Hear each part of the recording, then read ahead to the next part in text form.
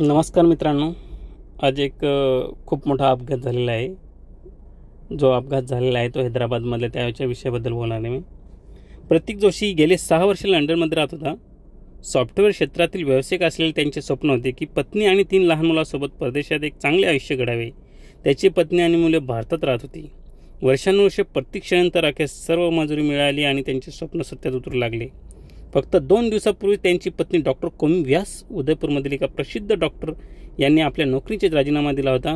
Bags भरल्या होत्या, निरोप दिले गेले होते आणि उज्ज्वल भविष्य अगदी हाताशी आले होते. आज सकाळी ही 5 जणांची कुटुंब अशा आणि उत्साहाने भरलेली लंडन एअर इंडिया फ्लाईट 171मध्ये बसली. त्यांनी एक सेल्फी घेतली आणि आपल्या परिवारांना, नातेवाईकांना, मित्रांना यांना पाठवली. कारण ती सेल्फी घेतल्याचं त्यांना माहीत नव्हतं की ही सेल्फी आपली अखेरची सेल्फी असेल आणि आपल्या नवीन उज्ज्वल भविष्याच्या तयारीसाठी ते पुढे निघाले होते. प्रत्येकाचं एक स्वप्न असते, एक नवीन उज्ज्वल भविष्य असो. आपल्या परिवारांना एक चांगलं, मुलांना शिक्षण, मुलांचं भविष्य, सर्वांची चिंता असते, लेकराबाळाची चिंता असते. त्याच सगळी चिंता घेऊन एक स्वप्न साकारण्यासाठी ते आपली नवीन सुरुवात करण्यासाठी निघालेले या फ्लाईटमध्ये निघाले होते. नव्या आयुष्याची एक तिकीट, एक मार्गाचा प्रवास, पण ते कधीच पोहोचले नाही. विमान कोसळले आणि कोणीच वाचले नाही. हे हैदराबादमधील सकाळी 30 सेकंदाच्या अपघातात सर्व काही यांचे जळून खाक झाले. क्षणभरात आयुष्य सारं स्वप्न राखरंगोळी झालं. एक क्रूर सत्य, आयुष्य किती नाजूक आहे त्याची आठवण करून देणारी घटनाही झाली. आपण जे काही उभं करतो, ज्या गोष्टीचा आशा ठेवतो, जे काही आपल्याला प्रिय असतं, हे सगळं एक पटकन तुटणाऱ्या दोरासारखं लटकलेलं असतं. म्हणून जो शक्य आहे तोवर जगा, प्रेम करा आणि आनंदासाठी उद्याची वाट पाहू नका. सर्वांना सर्व चूक भूल झालेली असेल सर्वांना माफ करा आणि पुढे चला. कारण माणूस हा चुकीचा पुतळा आहे. कारण आयुष्य हे एकदा क्षणभर याच्यासारखं आहे. 30 सेकंदामध्ये एवढ्याच परिवारांचं सगळं उद्ध्वस्त करून टाकलं. मग विचार करा, आपण कसला अहंकार घेऊन बसलो, कसलं काय घेऊन बसलो आहे. पैसा, पाणी, पैसा, दौलत हे काही नाही. आज यांच्याकडे सगळे, असं नाही की सर्व लोक गरीब होते, सगळं काही श्रीमंत होते. सर्व काही लंडनला जाणारे लोक काय मिडल क्लास नाही, चांगले घरचेच असतात. यांच्याकडे सर्व प्रॉपर्टी असताना पण काय, ती प्रॉपर्टी तर घेऊन नाही गेले सोबत. त्यांच्या आयुष्यात काही घेऊन नाही गेले. फक्त ते, म्हणून सांगतो तुम्हाला, माणसाचं आयुष्याचं काय भरोसा नाही. प्रेमान राहा, सर्व काय माफ करून चला. आयुष्य काय खूप छोटं आहे आयुष्य. हे ताजं उदाहरण याचं. बिचारे कुटुंबाचं त्यांचं स्वप्न होतं की सर्व हे करून सगळं जागच्या जागीच राहिलेलं आहे.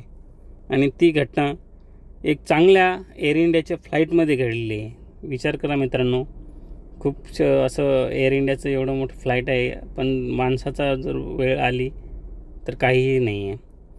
त्या फ्लाईटची लंबाई होती 56.70 मीटर, उंचाई होती 16.90 मीटर आणि विंग की म्हणजे हे होती 60 मीटर. इंजन 2 इंजन असलेलं विमान होतं ते.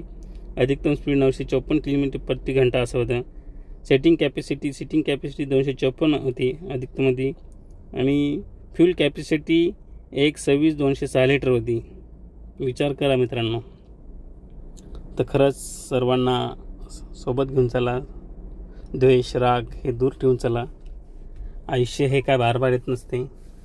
मला तरी माहीत नाही, लोक बोलतात पुनर्जन्म, पण पुनर्जन्म वगैरे काय नाही. जे काय ते याच जन्मात आहे, याच जन्मात फेडायचं, याच जन्म कमवायचं. प्रेम कमवा, माणसं कमवा. हे बघा, चिमुकली एवढे सोन्यासारखे मुलं, यांचं सगळं उद्ध्वस्त झालेलं आहे. काय होतं, यांचं काय पाप होतं, यांचं काय चुकी.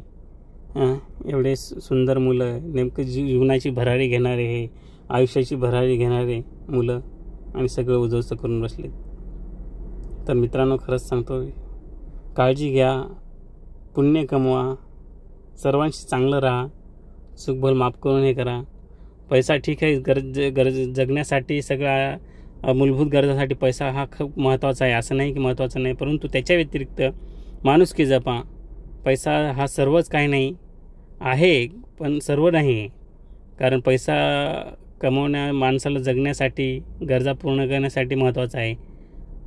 तर एवढं पण माणुसकी जपा, हे करा, सर्वांना प्रेम करा. चला, धन्यवाद.